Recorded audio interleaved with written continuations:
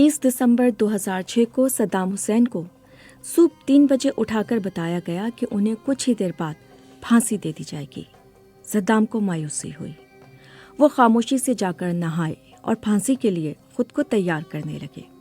Iraq के साबिक सदर सद्दाम हुसैन की सिक्योरिटी पर मामूर 12 अमरीकी मुहाफिजों में से एक विल बार्डनवर्पर ने अपनी किताब the prisoner in his palace में सद्दाम हुसैन की जिंदगी के आखिरी दिन के बारे में लिखा है।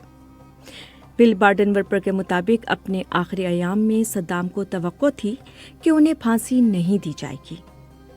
सना आसिफ डार की तहरीर सुनिए नातिया सुलेमान की ज़बानी।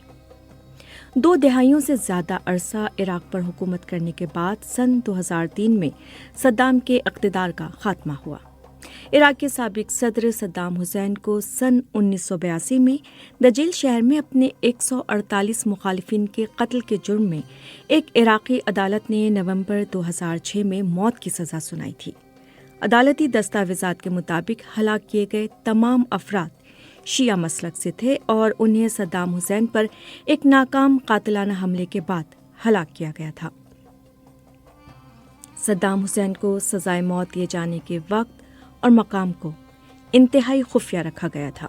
इराक के दारुल हुकूमत बगदाद के मज़ाफ़ाती इलाके खादमिया में एक इराकी कंपाउंड जिसे अमरीकी कैंप जस्टिस के नाम से जानते हैं, उसमें कंक्रीट से बने हुए चैम्बर में सद्दाम को फांसी दी गई।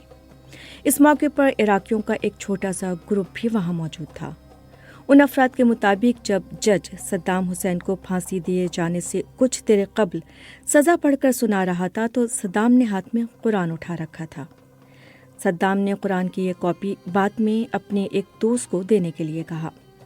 फांसी के मौके पर कैदियों के कपड़े पहनने के बजाय 69 बरस के सद्दाम हुसैन ने सफ़ेद रंग की कमीज और गहरे रंग का कोट पहन रखा था। इराक की सरकारी टीवी पर नशर होने वाली फुटेज में दिखाया गया कि नकाब पोशों के एक ग्रुप ने सद्दाम हुसैन को फांसी के तख्ते पर चढ़ाया। तहां फांसी लगने के लम्हात को टीवी पर नशर नहीं किया गया। फांसी के तख्ते पर पहुंचने के बाद उनके सर और गले में सियाह रंग का कपड़ा डाला गया, वो कपड़ा जो अमूमन फांसी दिए जाने से पहले तमाम मुजरिमों के चेहरे पर पहनाया जाता है, और उसके बाद फंदा लगाया गया।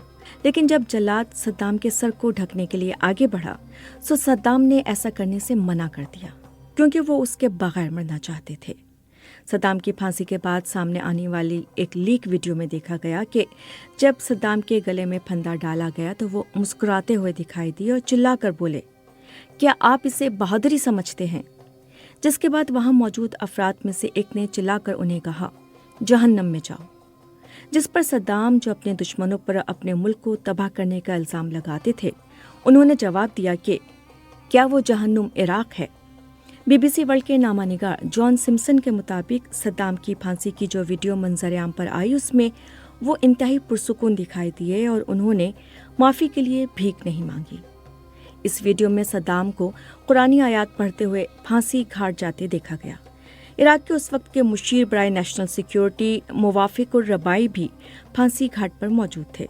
उन्होंने बाद में BBC को बताया कि सद्दाम खामोशी से फांसी घाट की जानिब गए। वो कहते हैं, हम उन्हें फांसी घाट की जानिब लेकर गए। वो कुछ नारे लगा रहे थे। वो बहुत ज़्यादा टूट चुके थे।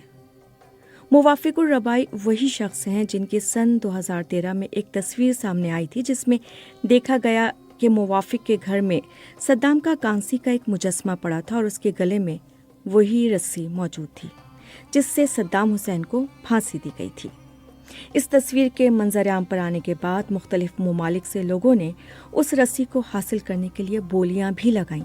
तहाँ मुवाफिक और रबाई का कहना था कि वो सद्दाम के मुजस्मे और उस रस्सी को म्यूजियम में रखने का इरादा रखते हैं। सद्दाम की फांसी के बाद उनकी मैयत की तस्वीर भी इराकी टीवी पर नशर की गई जिसमें उन्होंने कफन के बजाय अपना कोट पहन रखा था और लाश को एक सफ़ेद रंग की चादर में लपेटा गया था। जब सद्दाम को फांसी दे दी गई और उनकी लाश को बाहर लाया गया तो बाहर मौजूद हुजूम में शामिल लोगों ने उन पर थूकना शुरू कर दिया और उन्हें गालियां देने लगे। अपनी किताब the prisoner in his palace में बार्डनवर्पर लिखते हैं कि सद्दाम के 12 मुहाफिजों में से एक ने कोशिश की कि वो हुजूम को ऐसा करने से रोके, ताहम उनके साथियों ने उसे वापस खींच लिया। उन 12 मुहाफिजों में से ही एक ایڈم روتھرسن نے 12 نومبر کو یہ بتایا تھا کہ جب صدام کو پھانسی دے دی گئی تو ہمیں لگا ہم نے اسے دھوکہ دیا.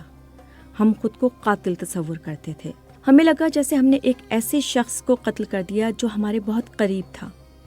13 دسمبر 2003 کو سابق عراقی صدر صدام حسین کو گرفتار کرنے کے بعد ان پر 3 برس تک مقدمہ چلا تھا اور پھر 5 نومبر 2006 کو انہیں عدالت میں موت کی سزا سنائی گئی تھی.